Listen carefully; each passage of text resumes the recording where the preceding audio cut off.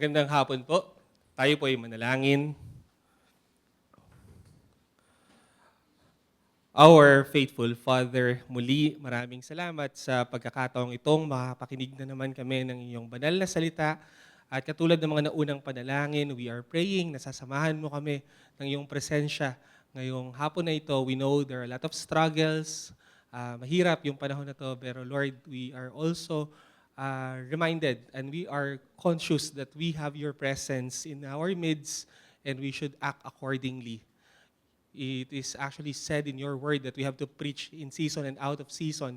And ganun din, we have to listen in season and out of season. Regardless ng circumstances namin ngayon, even we are going through a lot of trials, even we are joyful, even hindi directly applicable at hindi kami nakaka-relate sa mapapakinggan namin, this is the market day of the soul. Kailangan namin i-imbak ang lahat ng pwede namin i-imbak dahil sa mga panahong dadanas kami ng mga problema, hindi mga biro o hindi mga tips ang kailangan namin. We need your word.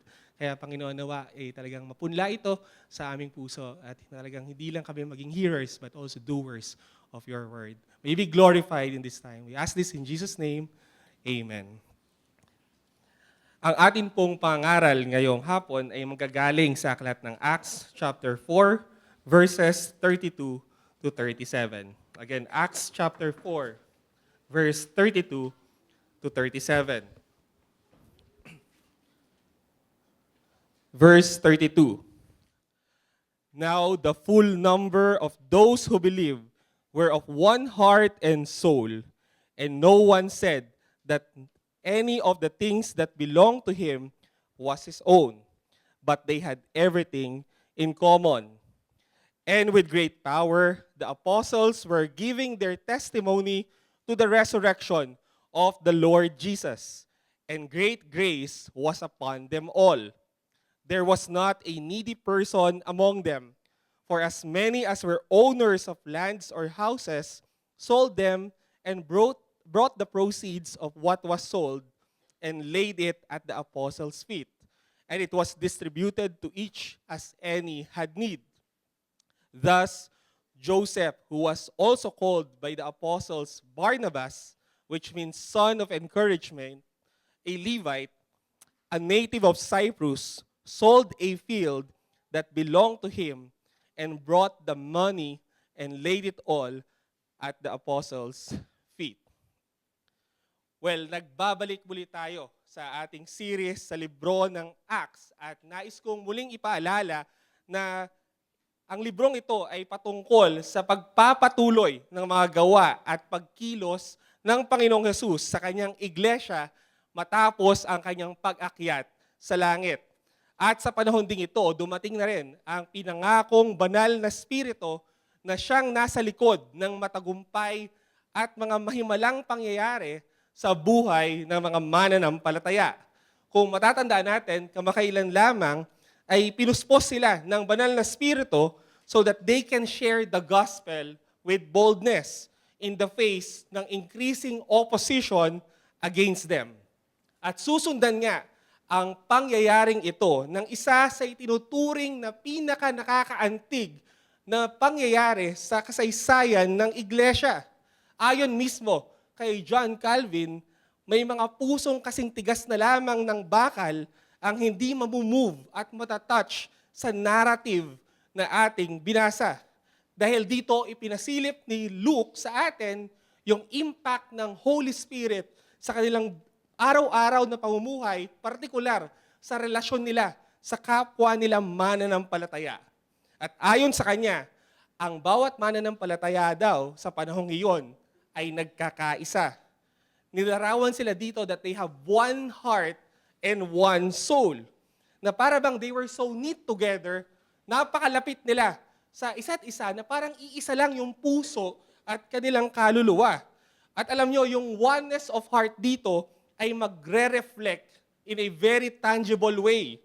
Ang pagkakaroon nila ng isang puso at isang kaluluwa ay lalabas at makikita sa kanilang mga gawa. Paano? Through the sharing of their finances at maging ng mga material resources. Nabasa natin sa verse 32, no one said that any of the things that belonged to him was his own, but they had everything in common. Ang bawat isa daw nung panahong yon ay handang ibahagi ang kanilang personal at sariling ari-arian for the sake of the church. It was their heart's desire na tulungan ang isa't isa financially. Handa umano nila na hindi i-claim ng private ownership o magkaroon ng exclusive rights sa kanilang mga possessions. Ang kanilang pagmamayari ay hindi nila tinuturing na sa kanila lamang. Bawat isa ay binibigyan nila ng karapatan sa kanilang mga kagamitan at mga kayamanang pinundar mismo nila. There was so much love and concern sa isa't isa for one another na kung ano ang meron ng isa na kailangan ng iba ay handa nila itong ibigay nang walang pumipilit o pumapwersa sa kanila. Talagang they were so united to one another that they cannot separate themselves from those in need. Even if that means kahit ang kanilang sariling possessions will be shared sa iba. Well, bago pa man kabahan at maging hindi tayo komportable kung saan tutungo yung mensahe natin ngayong hapon, nais ko munang linawin na this is not communism. Hindi sinasabi dito na kung ano ang meron ako, kung gusto mo, ay makukuha mo. Let's not miss the point. Ang pinapakita dito is genuine Christian fellowship o koinonia. Sinasabi dito na kung ano ang meron ako, kung kailangan mo, ay handa kong ibahagi sa'yo. Alam nyo, nung nakilala ng mga early believers si Kristo, it changed the way they look at their possessions. Nabago yung pananaw at perspektibo nila pagdating sa mga bagay dito sa mundo. Sobrang satisfied sila kay Kristo na lumuwag yung mga hawak nila sa mga material na bagay at mas humigpit yung hawak nila sa relasyon nila sa kapwa mananampalataya nila. And this is the result of the transforming power of the Holy Spirit. They became selfless at mas iniisip na nila ngayon ang kapwa nila. At yung sharing of material blessings na ito ay isa lamang sa mga sign that the Holy Spirit was certainly at work in this community. Ipinapakita lamang na ang iglesia kung saan tunay na nananahan ang presensya ng Diyos at kinikilos ng banal na Espiritu ay tiyak na makikilala hindi sa selfishness, kundi sa radical generosity. At yan ang ating mensahe ngayong hapon, that a church in whom the Holy Spirit works mightily will be characterized by radical generosity. Ang iglesyang dakilang ginagamit at kinikilos ng Diyos ay makikilala sa pagiging mapagbigay ng lubos. Yan yung malinaw na nakita natin sa passage na ito. Naging possible lamang yung radical generosity sa iglesia dahil gawa ito ng Diyos at aktibo ang banal na Espiritu. Generosity is not something that is innate sa atin. We cannot create it in ourselves. Hindi yan ang ating inborn language. Kailangan natin ng divine intervention para kilusin tayo na maging mapagbigay. Wala sa atin ang ipinanganak na mapagbigay. We have to attribute ang bawat giving at bawat generous acts natin sa work ng Holy Spirit. Kasi by nature, lahat tayong madadamot. We are all selfish. Yes, yung mga gantong mensahe, sobrang countercultural. Lalo na sa mundong ito, where it's every man for himself. Sanay ang bawat isa sa pagkakanya-kanya at sa pang-uuna ng kanyang sarili. Sa isang materialistic society kung saan ang lahat ay obsessed in getting more money sa kanilang pockets, obsessed sa pagtaas ng kanilang sahod at sa pag-angat ng estado nila sa buhay at pagpaparami ng mga assets, yung mga gantong klaseng mensahe ay walang dating. Sa isang lipunan na masyadong pinahahalagahan yung private ownership at pansariling karapatan, well, isang malaking kalokohan ang ibahagi mo ang iyong pinaghirapan. Sa mundong ito na puno ng kaisipan that whatever we have, whatever we possess is only for our own consumption, it doesn't ring a bell. Sa mundong ito na hindi kinoconsider ang mga sarili na may financial obligation sa ibang tao, maliban lamang sa ating sariling kadugo at pamilya. Narito tayo sa mundong ito na para bang ikamamatay ng tao pag masyado siyang naging mapagbigay. Sa mundong ito na ang bawat bigay kailangan may balik na aasahan. Bawat bigay dapat dokumentado, dapat may pangalan, at dapat pinaparangalan. Pero not so in the church. Sa iglesia ng Diyos, ibang-iba. Our giving is our natural impulse. Sa iglesia, we are brothers and sisters. Meron tayong responsibilidad sa isa't isa. Kung mayroong nangangailangan, dapat tayong magtulungan. We also have one soul and one heart that we will willingly share kung ano man yung meron tayo. I praise God. I am increasingly convinced na dito sa SABC, we can say that the Holy Spirit works mightily. Sigurado ako na nananahan at kinikilos ng banal na Espiritu ang bawat isa sa iglesyang ito. Dito mo makikita ang bawat isa na mayroong isang soul at isang heart. We are so knit together that we are willing to share everything that we have. There was so much love and concern sa isa't isa na everyone is willing to share their resources for the good of the people and for the glory of God.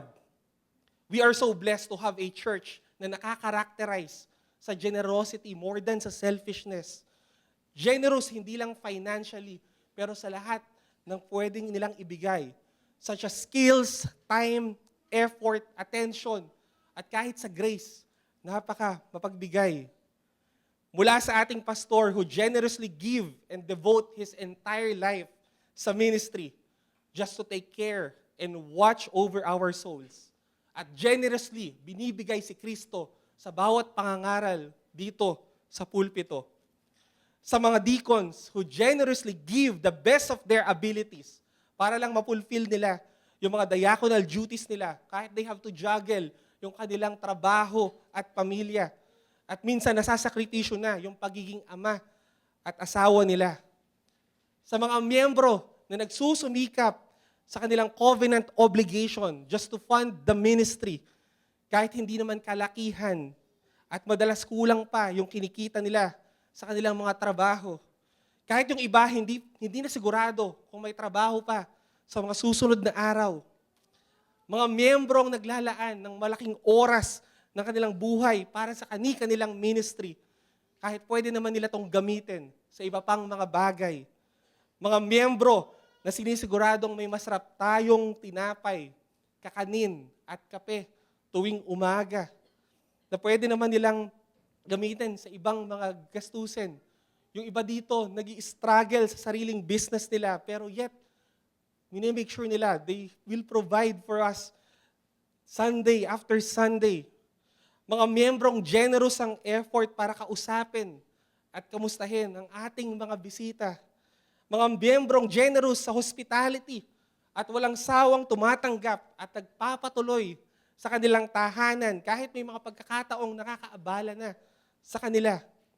Mga miyembrong nagpapagamit ng mga pinundar nilang bagay kung kailangan naman ng iba.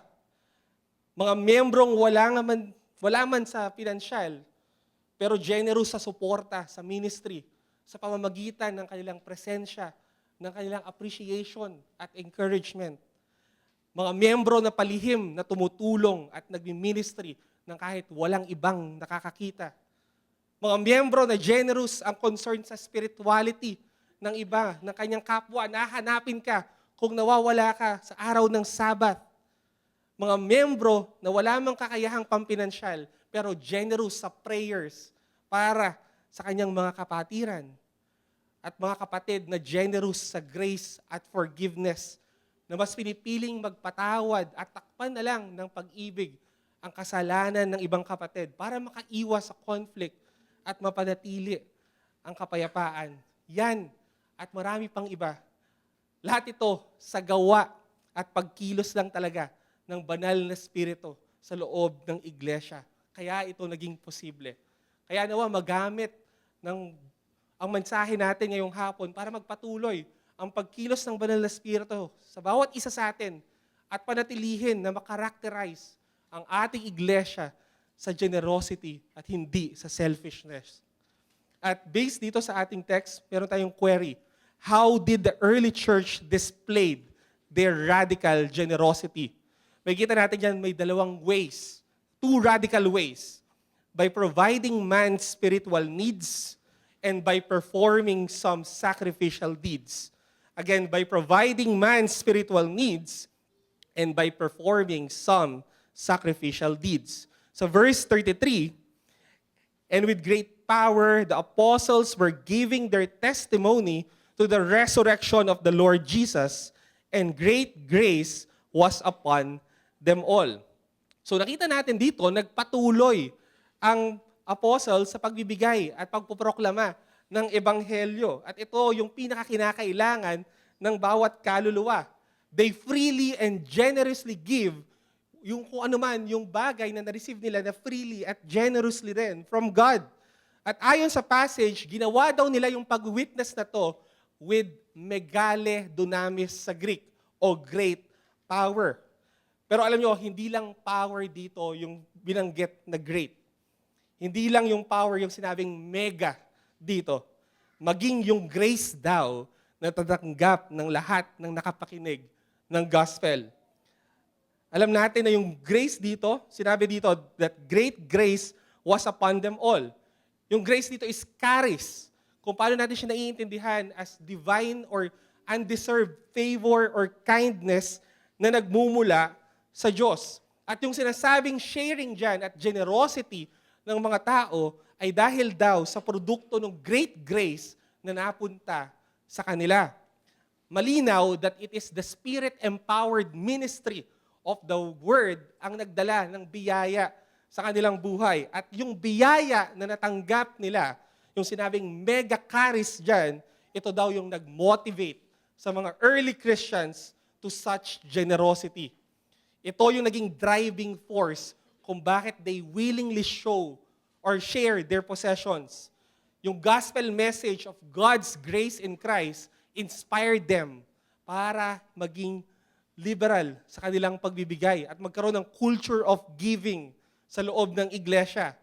Dahil they were such receivers of God's grace through the gospel, because of the mega grace na na-receive nila sa Diyos, they were also great givers. And that is the point.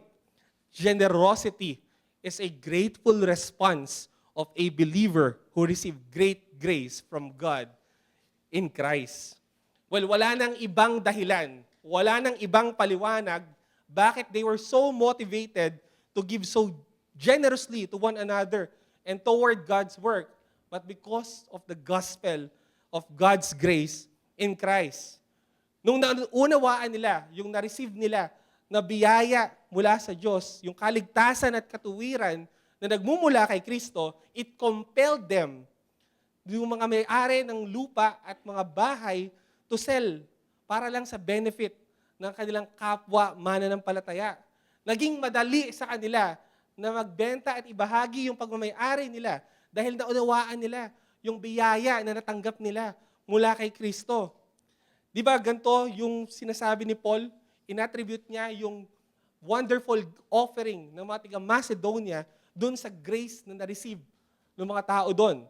Sinabi sa 2 Corinthians 8 verse 9, "For you know the grace of our Lord Jesus Christ, that though He was rich, yet for your sake He became poor, so that you by His poverty might become rich." So dito, binase yung pagbibigay nila sa biyaya na natanggap nila mula kay Kristo. At ito rin dapat yung maging basehan natin sa pagbibigay natin sa kaharian ng Diyos. Ito yung nararapat, our giving should reflect the grace given to us by God. Ang ating giving should be rooted sa immeasurable grace na tatanggap natin mula sa Diyos. The measure of giving is the measure of grace we receive through Christ. Kumbaga, grace is the action, our giving is the reaction. Ang mga early Christians na ito, they knew that God had given them His only begotten Son. Nung nalaman nila that God had been willing to sacrifice Jesus para lang maligtas sila at para mapatawad sila sa kanilang mga kasalanan, ito yung naging response nila. They knew na ang Heavenly Father handed His own begotten Son for Him to be crucified and killed and slain for our sins. At dahil sa generosity na naranasan nila mula sa Diyos Ama, ito yung naging response nila. They give generously to the other people at maging sa work or sa ministry para sa Diyos. Kumbaga, kung tutuusin, ano nga ba yung isang piece of land compared sa nagain nila kay Kristo? Ano na lang yung kapiranggot na lupa kumpara sa mga natanggap mong pagpapala kay Christ?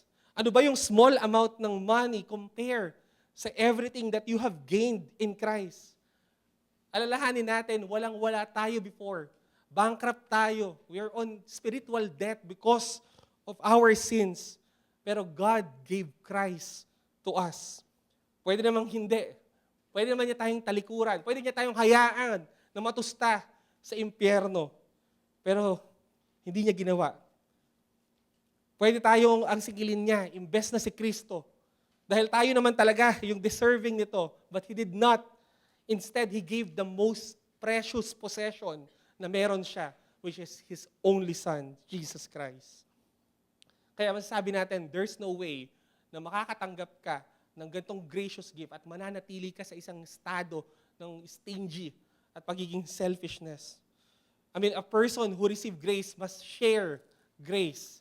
You cannot claim you are a Christian at mahihirapan ka pa rin magbigay at magsakripisyo sa iba. Hindi mo pwedeng sabihin na naranasan mo ang grace ng Diyos kung di mo magagawang i-extend yung grace na ito sa iyong kapwa.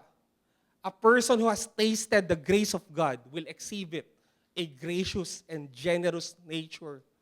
A person overflowing with grace ay mag-overflow din sa generosity. Alam niyo, nung bagong Kristiyano ako, lagi kong naririnig doon sa dating pastor ko kung paano niya ine-explain yung salvation. Sinasabi niya na para daw binigyan ka ng 1,000,000. At sa laki ng nakuha mo, magiging madali na lang sa'yo, di ba, na magbigay ng 5 piso o kahit 1,000 sa ibang mga tao. Pero alam nyo, in reality, hindi lang naman talaga 1,000,000 ang na-receive natin. Yung salvation blessings na natanggap natin kay Kristo, hindi mo may imagine at makakalculate ito. Imagine you have eternal life, you have righteousness, you're counted righteous, declared righteous, and made righteous in the sight of God. You have forgiveness of sins, you have salvation, you have hope, you have blessed assurance, sure yung sanctification, justification, glorification, you're under a covenant of grace. Binigyan ka ng iglesia. You have God as your Father. You have the Holy Spirit as helper. And you have Christ as your Savior. Kung ito ang natanggap mo, hindi ba mas magiging madali lang sa'yo ang magbigay? Kaya nga ito yung challenge natin. Align your giving and service to God and to His people with the grace that He has lavished on you. Ibagay mo ang iyong pagbibigay at paglilingkod sa Diyos at sa kapwa mo base sa biyaya na natanggap mo. Tiyak kung gagawin mo to, we will all excel in the grace of giving. Kasi alam natin, God continues to give, and give. At tayo, recipient lang tayo. We continue to receive, and receive. Pag ganito, the only moment that you will stop giving is when you stop receiving God's grace in your life. Pero the question is, darating ba yung pagkakataon na yon na hindi ka na makakatanggap ng biyaya mula sa Diyos? Hihinto ba ang Diyos sa pagbibigay sa atin ng kabutihan niya? Di ba? Hindi. Siguradong magiging mabiyaya ang Diyos magpakailanman. Masyado siyang nasatisfy kay Kristo para hindi siya magpatuloy sa pagiging mabiyaya niya sa atin. Let's also take this time to examine yung ating giving. It's time to ask yung ating mga sarili, yung mga binibigay ba natin na resources para sa kanyang kingdom, is it fit for a God na sobrang generous sa grace sa buhay natin despite of our sins? Nababagay ba yung binibigay natin sa isang Diyos na nag-lavish ng mega at super abounding grace sa buhay natin? Base sa time at devotion na binibigay mo sa Diyos, yan ba ang nararapat sa isang Diyos na hindi nagsasawang maging mabuti sa'yo? Kahit wala nang rason para pakitaan kanya ng kabutihan at awa? Yang worship at pagpupuri mo sa Panginoon, yan ba yung deserve niya sa buhay mo? Yan ba yung deserve ng isang Diyos na never kang binitawan, never kang iniwan, at lagi kang ginagabayan? Di ba hindi? Kaya dapat higit pa dyan yung binibigay natin. Kung sa biyaya ng Diyos ang magiging basehan natin, tiyak magiging generous tayo. Dahil overflowing at hindi natin mako-contain ang grace na sinusupply at sinusustain sa atin ng Panginoon. At higit sa lahat, lagi mong gawing basehan ang hindi mapantayang biyaya ng Diyos na ibinigay niya sa atin sa pamamagitan ng Panginoong Yesus. Wala nang greater definition ng generosity other than these words in John 3:16. For God so loved the world that He gave His only Son. Ito yung greatest demonstration ng generosity sa buong kasaysayan because God has given Himself to us in Jesus Christ. Binigay niya si Kristo who is infinitely rich in the presence of His Father, pero willingly and voluntarily became poor at His incarnation just to save us. He came on earth to die. He became poor even to the point of death. He died the death that we should all be dying. Tayo dapat yung na-crucify. Tayo yung dapat stricken, smitten, and afflicted because we are the sinners, not Him. He is sinless. Pero He did this anyway so that your sins in the past, yung sins mo 2 hours ago, yung sins na gagawin mo pa bukas, ay mapapatawad na. At hindi lang siya natapos dyan. He is now praying for you para manatili kang ligtas. He is interceding with the Father. Ipinanalangin niya yung mga panalangin na hindi mo napapanalangin lagi. Pinanalangin niya na maligtas ka, na dumating dito. Pinanalangin niya na meron ka pang trabaho bukas kahit hindi mo ito. Nakakalimutan mo itong ipag-pray. Pinanalangin niya na meron kang pagkain mamaya. Kahit ikaw mismo nakakalimutan mo na. What measure of grace is this? Now, let me ask you, how can you give a cup? How can you limit yung pwede mong ibigay sa isang Savior na katulad nito? Paano mo lilimitahan yung giving mo?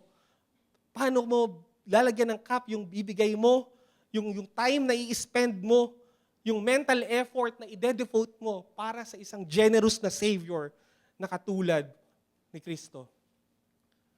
Mga kapatid, the very best way to get a generous heart is to get yourself to Calvary. Visit that place more often. Every time that you are struggling to give, go back to Golgotha. Every time that you feel like you are being selfish, indifferent, kalus sa mga needs ng iba, go back to the cross and it's quite impossible for you to remain selfish. Impossible na hindi ka maging generous. Sinabi ni Tim Keller, every treasure but Jesus will insist you die to purchase it. But Jesus is the one treasure who died to purchase you. Lahat ng kayamanan sa mundo, nais kang mamatay para makuha lang sila. Pero ang Panginoong Yesus lang ang kayamanan na namatay para makuha ka at matubos ka. Come to think of this. At kung wala ka pa kay Kristo, kung hindi ka pa generous ngayon, baka hindi mo pa talaga na-experience yung mega grace na binibigay ng Panginoon. Ang pinaka-greatest hindrance sa generosity ay yung isipin mo, yung paniwalaan mo na ang ultimate home mo ay dito sa mundo. Pero nagkakamali ka. If you are not a believer, hell will be your home. If you are in Christ, it will be heaven. Pero either way, You cannot bring anything there with you. For you brought nothing into the world, and you cannot take anything out of the world. Hindi mo kasamang masusunog lahat ng pinundar mo sa impyerno. Mag-isa ka lang na matutusta at malalapnos sa nagbabagang puot ng Diyos. Iiwan ka ng mga material mong kayamanan. Receive Christ now. Give yourself to God and experience the mega grace na naghihintay sa iyo that will change your life for eternity. And then secondly, by performing some sacrificial deeds. Makita natin yan sa verse 34 to 37. There was not a needy person among them, for as many as were owners of lands or houses sold them and brought the proceeds of what was sold and laid it at the apostles' feet, and it was distributed to each as any had need. Thus Joseph, who was also called by the apostles Barnabas, which means son of encouragement, a Levite, a native of Cyprus, sold a field that belonged to him and brought the money and laid it on the apostles' feet. So makikita natin dito, yung mga believers na mayroong pagmamayari ng property, katulad ni Barnabas, ay very willing to sell some of it para matulungan lang yung mga kapatiran nila in deep financial need. Makikita natin na generosity at compassion yung nagahari sa mga early Christians dito for the needy members of their church family. Pero they are so willing. Basta kinakailangan ng kanilang kapatid, as need arose, ay handa nila itong ibenta. At nagbigay nga si Luke ng isang model, isang prime example ng isang generous at nagsakripisyo para sa mga kapatiran niya. Ito si Barnabas, who sold a field that belonged to him and brought the money and laid it at the apostles' feet. Well, yung sinabi pala dyan na laid it at the apostles' feet, sisimbolo ito ng humility. Ibig sabihin, binibigay niya na ng may papakumbaba at hindi niya nais na ma-recognize o mabigyan ng honor doon sa binigay niya sa mga apostle. At please take note also na binigay niya ito sa mga apostle. During this time, bukod sa preaching of the word, ang mga apostles din ang nagdi-distribute mismo. So it is very instructive. Kailangan nating tandaan yon because sa mga susunod na kabanata ay magiging problema ito sa iglesyang ito. Pero yun nga, si Barnabas, siya yung nag-stood out at siya yung nag-humbly sacrifice yung kanyang own property.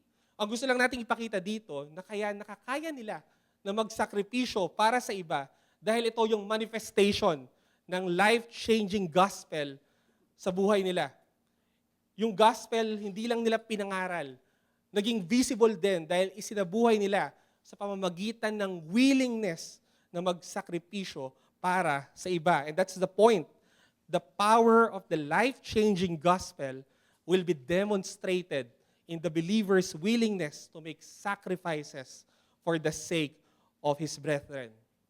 Lalabas at lalabas sa buhay ng isang mananampalataya ang ebanghelyo sa pamamagitan ng willingness na magsakripisyo para sa kanyang kapatid. Sa realm ng church, we ought to use our wealth for the uplifting of others. Hindi dapat natin ine-neglect yung mga individual needs ng ating mga kapatid. Isang privilege to help alleviate yung mga problems at yung poverty na nararanasan ng ating mga kapatid. Alam nyo, yan daw talaga yung disenyo ng biyaya ng Diyos sa ating mga buhay. Sinabi ni John Calvin, all the endowments which we possess are divine deposits entrusted to us for the very purpose of being distributed for the good of our neighbor. Kaya pala pag mas pinagpapala at mas pinagpo-prosper tayo, it is divine deposit sa atin ng Diyos. And we ought to distribute it sa ating mga kapatid for the good of our neighbor. Ibig sabihin, pag pinagpo-prosper tayo, it is a calling. Hindi ka pinagpala ng Diyos para lang sa sarili mong kapakinabangan. Ito ay para tulungan natin ang ating mga kapatid na nangangailangan. It is John Wesley na nagsabi that the Christian standard of giving should increase, not your standard of living. Kapag pinagpapala ka, hindi dapat tumataas o yung estado mo na pamumuhay mo. Pero dapat ang tumataas yung estado ng pagbibigay mo. Maganda rin yung sinabi ni Billy Graham. Sabi niya, God has given us two hands, one to receive and the other to give with. We are not cisterns for hoarding. We are channels made for sharing. If we fail to fulfill this divine duty and privilege, we have missed the meaning of Christianity. Yan talaga yung dinisenyo ng Diyos. Dalawa lang yung kamay natin. Hindi para yung dalawa yung tatanggap sa biyaya, pero yung isa magbibigay. Yung isang kamay para sa pagtanggap, yung isa para sa pagbibigay. But more than anything else, may mas malalim na dahilan kung bakit ina-advocate or nakita natin dito yung sacrificial generosity ng ating mga kapatiran. Dahil nakikita ng mundo ang ebanghelyo at ang pananampalataya natin kay Kristo sa pamamagitan nito. Sinabi ni Kristo sa John 13 verse 35, "By this, all people will know that you are my disciples if you have love for one another." Yung pagmamahal natin sa kapwa, madalas yan sa pamamagitan ng pagbibigay at pagsasakripisyo para sa kanila. So 1 John 3 verse 17 to 18, "But if anyone has the world's goods and sees his brothers in need, yet closes his heart against him, how does God's love abide in him? Little children, let us not love in word or talk, but in deed and in truth." Sinasabi lang natin dito, nanonood sa atin ang buong mundo. Ipakita natin kung gaano kaganda ang buhay Kristiyano at ang buhay na mayroong Kristo. Nakikita yan sa kung paano, how far you are willing to go para lang sa iyong kapatid. Alam nyo, nung 133 AD, nagtataka si Roman Emperor Caesar Hadrian, bakit hindi daw tumitigil yung pagdami ng mga Kristiyano. Para kasing wildfire daw yung movement na to. Kahit daw brutal na yung ginagawa, kahit pinapakain sila sa leon, kinukulong at kinukrucify, nagtataka siya, bakit para silang apoy na mas lalo pang dumadami. Kaya ipinadala niya yung isang unbeliever at teacher ng philosophy na si Aristides para mag-spy at i-observe, i-infiltrate yung church at makuha yung mga sagot na hinihingi ng Roman Emperor. At after niya na ma-observe yung mga Christians, ito yung sinulat niya kay Roman Emperor Caesar. Ito yung report niya. Sinabi niya, "Now the Christians, O King, have the commandments of the Lord Jesus Christ Himself graven on their hearts, and they observe, looking for the resurrection of the dead and the life of the world to come. They despise not the widow and grieve not the orphan. He that had distributed liberally to him that had not. If they see a stranger, they bring him under their roof and rejoice over him, as it were their own brother. For they call themselves brethren, not after the flesh, but after the Spirit and in God. And if there is among them a man that is poor and needy, and they have not an abundance of necessities, they fast 2 or 3 days, that they may supply the needy with their necessary food. For Christ's sake, they are ready to lay down their lives. O King, is their manner of life, and verily, this is a new people, and there is something divine in the midst of them." And listen, paano niya in-end yung report niya? "Behold, how they love one another." And this line actually reverberated sa buong kasaysayan. Pinapakita nito yung world-changing power ng ating collective witness as people na nagmamahal sa ating kapwa at handang magsakripisyo para sa mga needy. I wonder, ganito pa rin kaya ang masasabi ng mga unbelievers pag tinignan niya yung buhay natin ngayon? Meron pa bang gantong report na masasubmit kung sisilipin nila yung iglesia? Meron pa nga bang handang magsakripisyo para sa kapatid nila? Nawa tulungan tayo ng Diyos na magkaroon ng gantong testimony hanggang ngayon.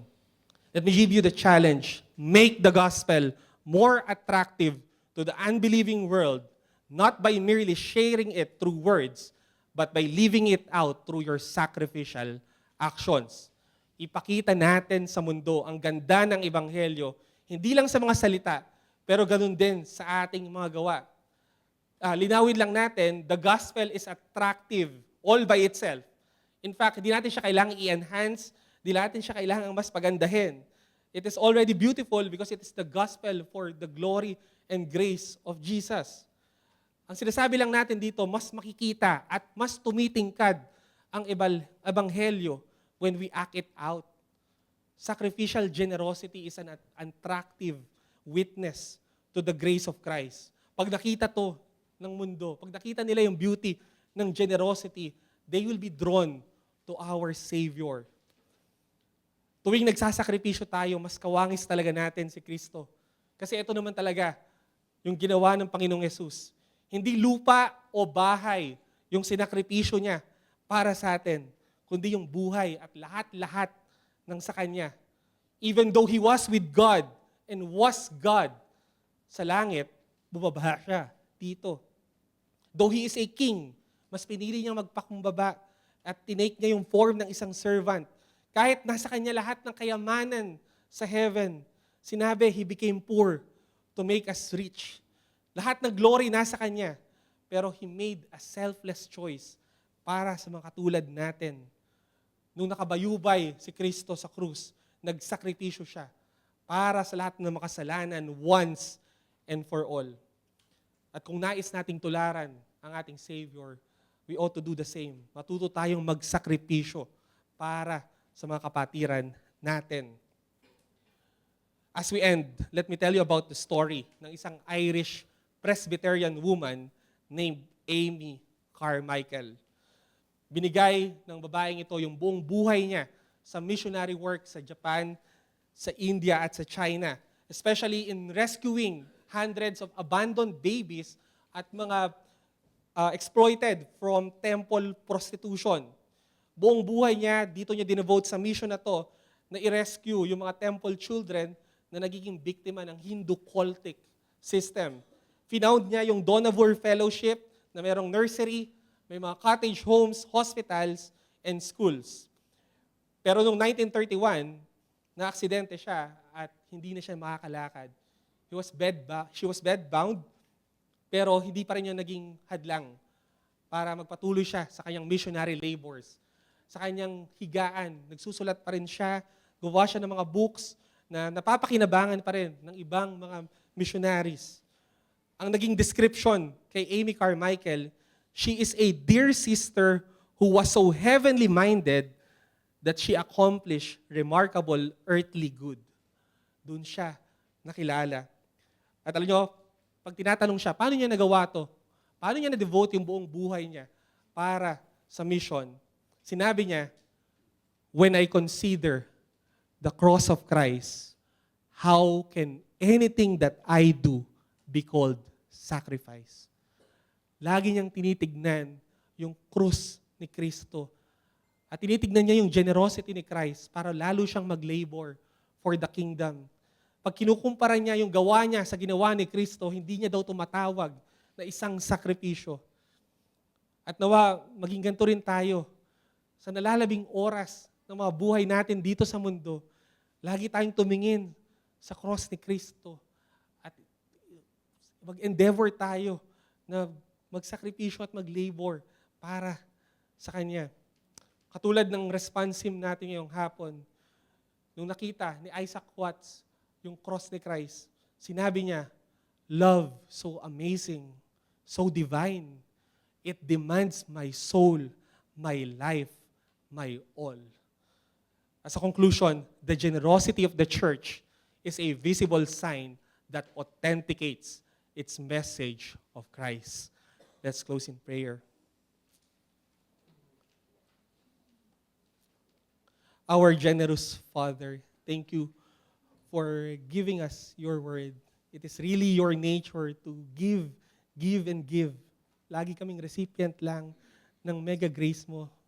Salamat, Lord, sa katotohanan na ito that bilang isang iglesia na kinikilos ng banal na spirito, we will be characterized sa generosity. Because hindi dahil we can create in ourselves, pero dahil ikaw yung una naging generous sa amin, you did not spare your own son. Siya yung pinaka-most prized mong possession, and yet you have given it. You have given Christ for us. Lord, katulad ni Amy Carmichael, lagi kami tumingin sa krus ni Kristo. At yung bawat gawa namin, ikumpara namin sa gawa niya. At siguradong hindi namin ito matatawag na sakripisyo. Help us to labor para sa iyong kaharian, sa mga natitirang oras namin sa mundong ito. Help us to do thy will. Help us, Lord, na ibigay namin our life, our all para sa isang Savior who is very worthy ng aming buhay, ng aming lahat-lahat. Nawa na glorify ka sa pangaral na ito. We ask this in Jesus' name. Amen.